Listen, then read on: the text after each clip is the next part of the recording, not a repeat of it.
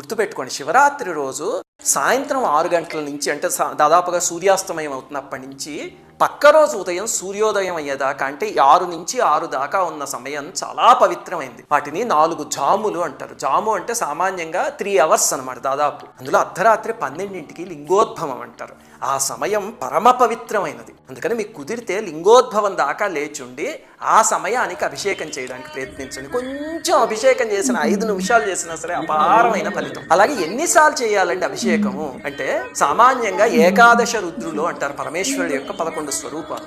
అందుకని 11 సార్లు అభిషేకం చేస్తారు. ప్రతి జాము మొదలయ్యేటప్పుడు చేయడం మొదలు పెడితే, అంటే 6 గంటలకు కొన్నిసార్లు, 9ంటికి కొన్నిసార్లు, 12 గంటలకు కొన్నిసార్లు, అలాగా మీకు ఒక 11 సార్లు చేసేయడం పెద్ద కష్టమేం కాదు. 11 సార్లు చేయడం కుదరలేదు అనుకోండి, 5 సార్లు చేయండి. పరమేశ్వరుడు పంచముఖుడు కదా, అది కుదరకపోతే 3 సార్లు, లేకపోతే భక్తితో ఒక్కసారి చేసిన చాలు. ఇక్కడి నుంచి చేయగలిగితే తప్పకుండా